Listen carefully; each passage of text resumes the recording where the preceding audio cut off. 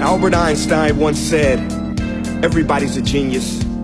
But if you judge a fish by its ability to climb a tree, it will live its whole life believing that it is stupid. Ladies and gentlemen of the jury, today on trial we have modern day schooling. Glad you could come.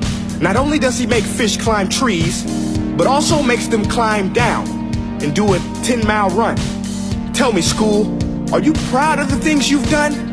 Turning millions of people into robots, do you find that fun? Do you realize how many kids relate to that fish swimming upstream in class, never finding their gifts, thinking they are stupid, believing they are useless?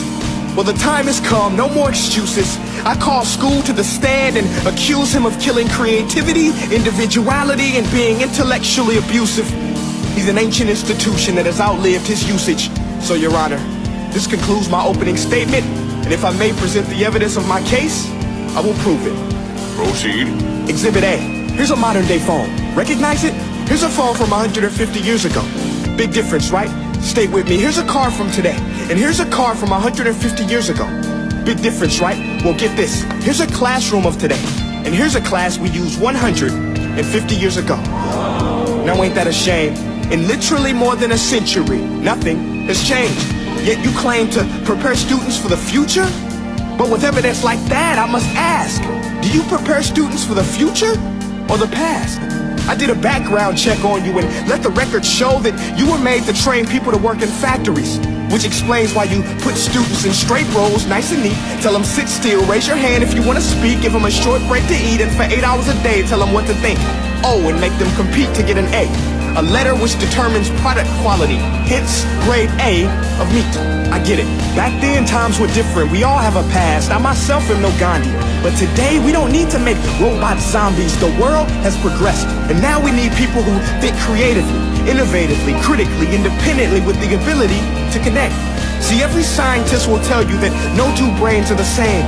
And every parent with 2 or more children will confirm that claim.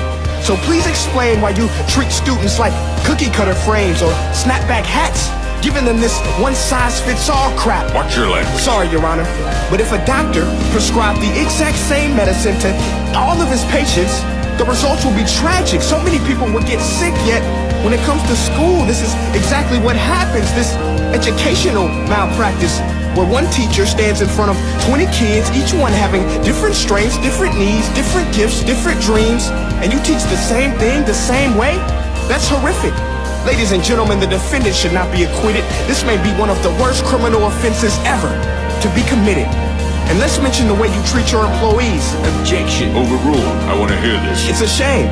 I mean, teachers have the most important job on the planet, yet they're underpaid? No wonder so many students are short-changed.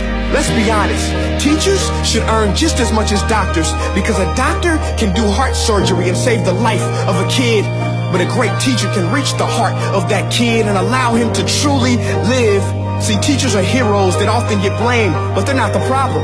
They work in a system without many options or rights. Curriculums are created by policymakers, most of which have never taught a day in their life. Just obsessed with standardized tests. They think bubbling in a multiple choice question will determine success. That's outlandish. In fact, these tests are too cruel to be used and should be abandoned, but don't take my word for it. Take Frederick J. Kelly, the man who invented standardized testing, who said, and I quote, "These tests are too cruel to be used and should be abandoned." Ladies and gentlemen of the jury, if we continue down this road, the results will be lethal. I don't have much faith in school, but I do have faith in people. And if we can customize healthcare, cars, and Facebook pages, then it is our duty to do the same for education, to upgrade it, change it, do away with school spirit, because that's useless. Unless we're working to bring the spirit out of each and every student, that should be our task. No more Common Core. Instead, let's reach the core of every heart in every class. Sure, math is important, but no more than art or dance. Let's give every gift an equal chance. I know this sounds like a dream, but countries like Finland are doing impressive things. They have shorter school days. Teachers make a decent wage. Homework is non-existent, and they focus on collaboration instead of competition. But here's the kicker, boys and girls. Their educational system outperforms every other country in the world. Other places like Singapore are succeeding rapidly. Schools like Montessori, programs like Khan Academy. There is no single solution, but let's get moving. Because while students may be 20% of our population, they are 100% of our future. So let's attend to their dreams, and there's no telling what we can achieve. This is a world in which I believe, a world where fish are no longer forced to climb trees. I'll rest my case.